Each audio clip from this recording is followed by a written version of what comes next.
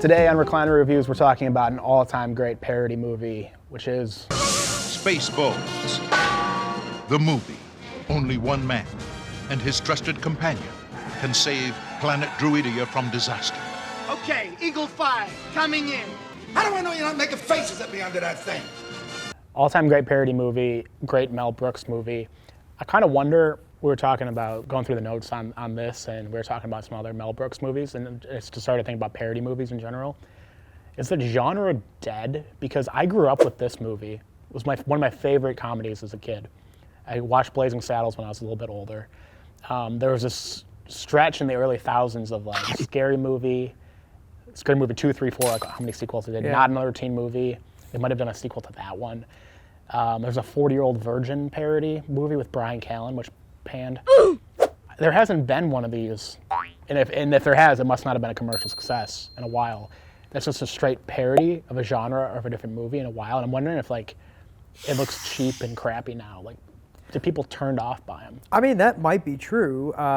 While it is a parody, like I also don't view this movie as a parody. Oh, I view it entirely as a straight parody. Because, and there's a couple of reasons for that. Like, you have to look at it through the lens of what Mel Brooks has done, like with his movies, right? And so, like, yes, if you look at it through an overarching umbrella, all of his movies are parodies, right? It's a parody of a Western, it's a parody of Frankenstein, it's a parody, but when you like kind of take a step back, it's also not, because they stand alone. Like, you don't have to have seen Star Wars or Star Trek or any of those types of sci-fi movies to have seen and understand this movie. I think it enhances it quite a bit, though. Because like I was a huge Star Wars dork when I was a kid, and that opening scene with the spaceship and it just keeps going and going killed me, because it's the A New Hope opening. I mean, yes, it certainly enhances it. But the way that I look at it, right, which is like when you look at the Scary Movies and all of those other like parody movies that came out like in the 2000s, late 90s, 2000s, you have to know what those other movies are to understand it and to like get the jokes in those movies, because the jokes are literally from the other movies. They take something from the other movie and make it its own joke. That's fair. This and a lot of Mel Brooks, right, even though it's a parody, it stands alone. It enhances it to know Star Wars or Western movies or Frankenstein, but it's not necessary. But would the existence of Dark Helmet Man be funny if you didn't know Darth Vader?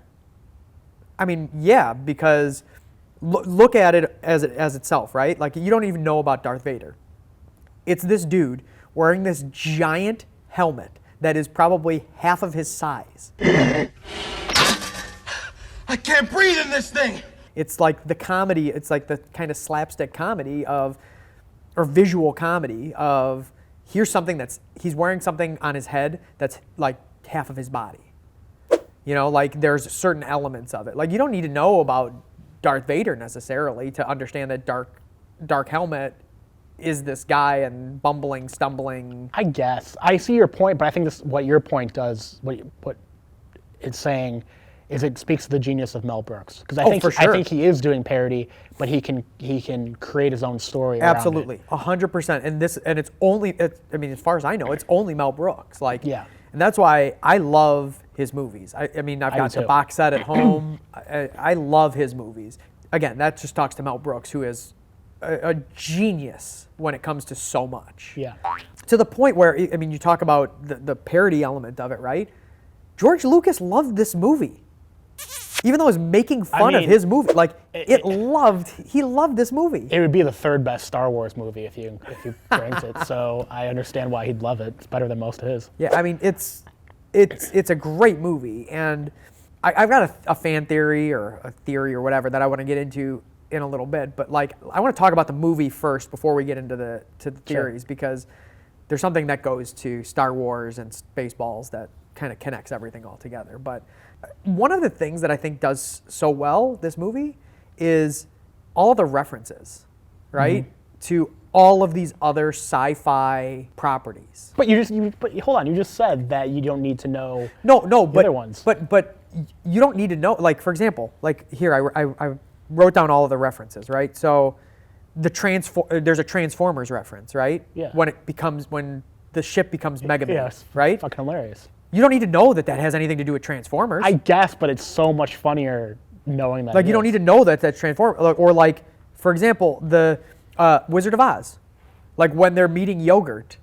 Who dares enter the sacred and awesome presence of the everlasting know-it-all, Yogurt? I think you kind of do need to know. Like, It's I don't way think you. funnier. Like, it makes it funnier, yes, but you don't need to know it to appreciate Okay, that scene or that but humor. I don't disagree, but you and I are saying this as two people that did know. Well, for sure. So how do you, I mean, like, how do you take your, like, reprogram yourself to pretend like we didn't know? Touche. Mission failed. We'll get them next time. Well, here's an example, right? In the diner scene, which is referencing Alien, okay? Yeah. When the guy eats the food, gets sick, oh no, he's getting sick, and they lay him out on the bar, and the chest burster comes out, right? Which is a reference to Alien, which is great. But you don't need to know that and to make it funny, because then the alien comes out And does the dance. tap dances Yeah. and does the WB reference for Yeah. the dancing frog. But then you know the WB reference. Well, I mean, yes, but even if you don't know the WB reference, still funny. Here's this scary-looking alien popping Yeah. out of somebody's chest, puts on a top hat, has a little cane, and starts singing "Hello, My Baby." Whether Yeah. you know that song or not, like that's funny. Like, And then that's- they change their orders after that happens. Waitress! What did he order? Oh, he had a special. That's what I ordered! I changed my order to the soup! So to your point, that was the one reference when I first saw this movie a couple times I didn't get because I hadn't seen Alien. I think my dad had to explain to me the first time, like, it's a reference to a different movie. So that was the only one I was lost at. But the tap dancing is hysterical. you, so it you saves got it. the Planet of the Apes reference at the end. I'm a huge Planet of the Apes fan. Oh, well, there you go. If we ever want to do it, I know it's not a comedy, I mean, but if we ever do yeah, an why episode not? on We that, can do I episodes on am a Planet of the Apes. huge, have seen all 5 of the originals like a million times each. Yeah. Or like the Star Trek reference for the beaming down, I right? think everyone knows that, Where, yeah. where like, but even still, like, even if you didn't know that was a Star Trek reference, and he gets beamed down and his ass is in his front, and like, why didn't anybody tell me my ass was so big? Like, that's just objectively funny, whether you Yeah. know Star Trek or not. Yeah. And that's what I think it works so well. And I mean, those are some of the references that just kind of happen throughout this movie, in addition to, of course, all of the Star Wars references. Because Yeah. I think the funniest and smartest gag scene in the whole movie is with Yogurt, the Spaceballs 2, the search for more money, and like the merchandising. Because Star Wars is a weird thing where I think the original and Empire Strikes Back are really good. They're great. Return of the Jedi is fine. They ask you how you are, you just have to say that you're fine when you're not really fine. It's kind of had some elements made for kids, but it's a logical conclusion to that sequel. Yeah. The prequels sucked. Everyone knows that. They ask you how you are, you just have to say that you're fine. The sequels are even worse, in my opinion. So you're in a situation, from my opinion, where there are 9 movies, and there's TV series, but just look in the movies. There are 9 movies, and then the Rogue One and those non part of the universe, but not So, in the like, trilogies. Yeah. And the Rogue One I liked, but let's set those movies aside. 9 movies in sequence. 2 of them are great.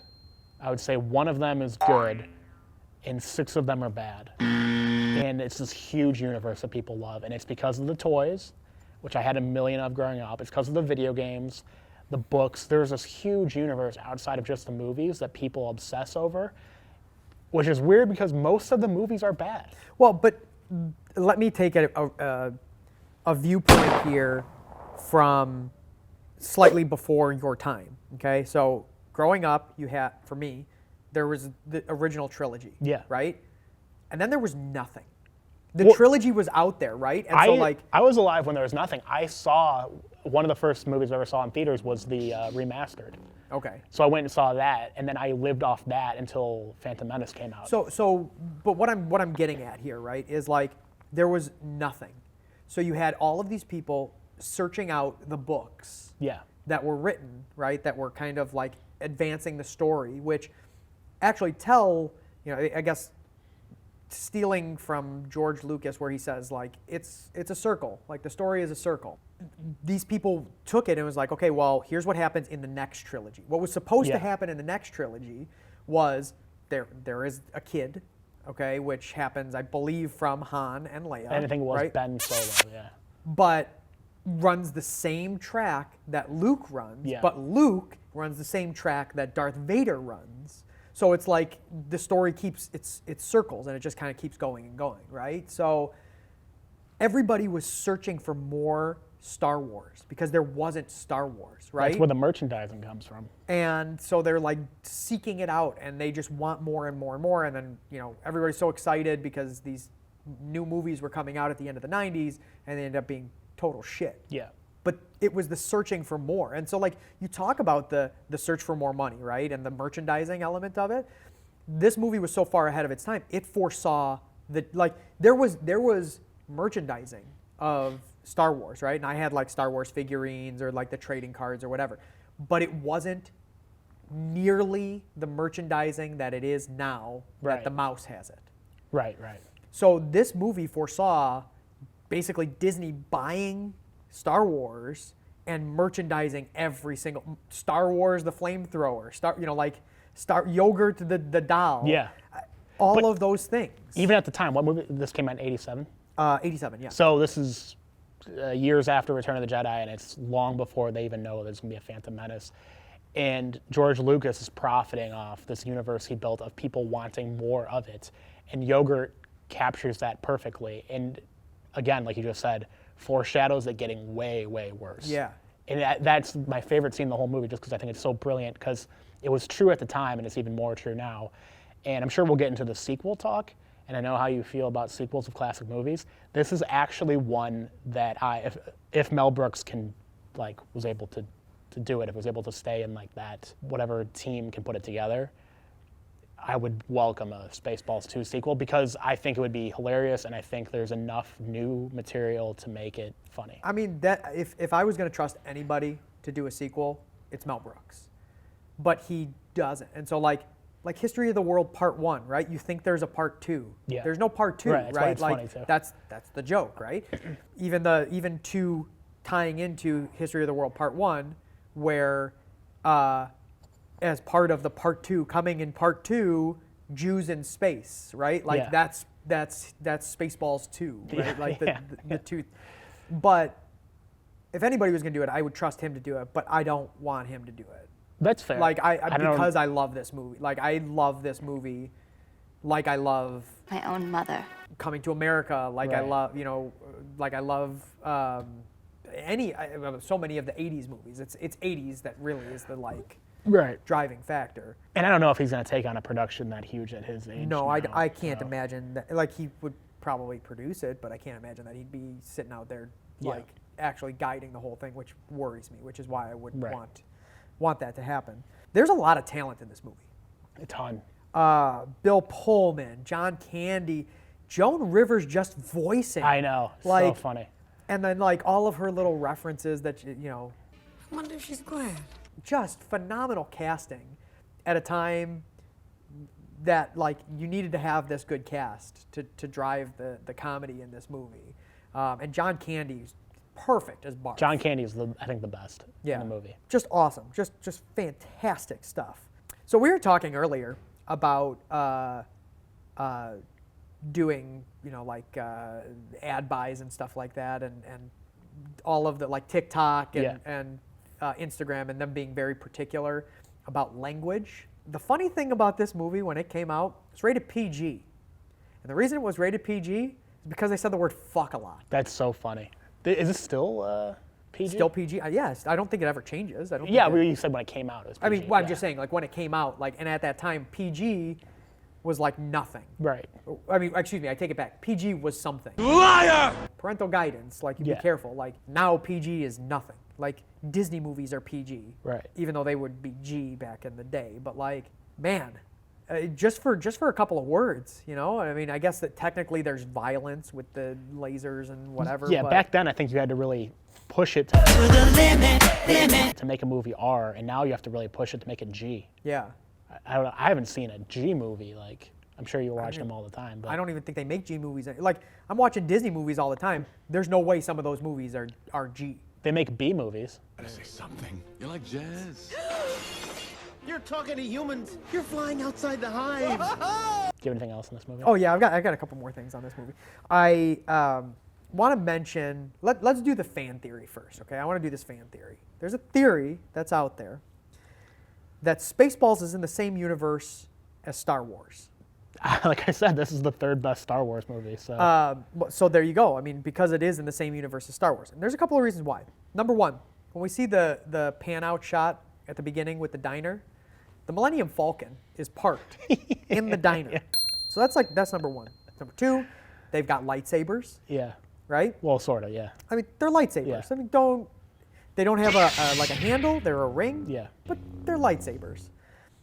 The Force, The Schwartz. right? Even though they call it the Schwartz, it's the Force. A lot of dick references to the Schwartz, too. Well, I actually write this down. So the Schwartz, and please correct me if I'm wrong on this, but Schwartz is Yiddish for like dark, illegal.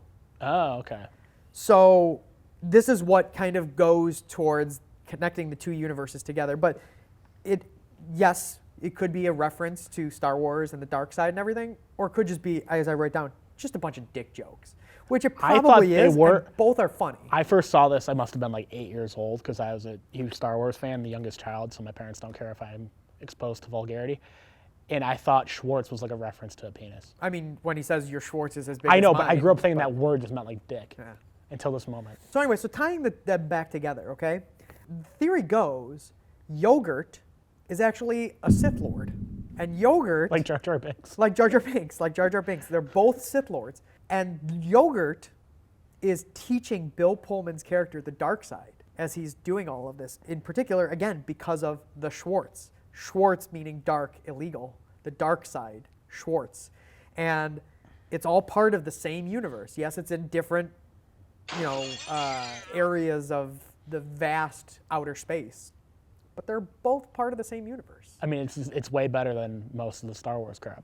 I mean, That's what I'm saying. I mean, it's because it's hilarious. This movie Yeah. is straight up hilarious. From all of the like little jokes, how many assholes are on this ship? How many assholes we got on this ship anyhow?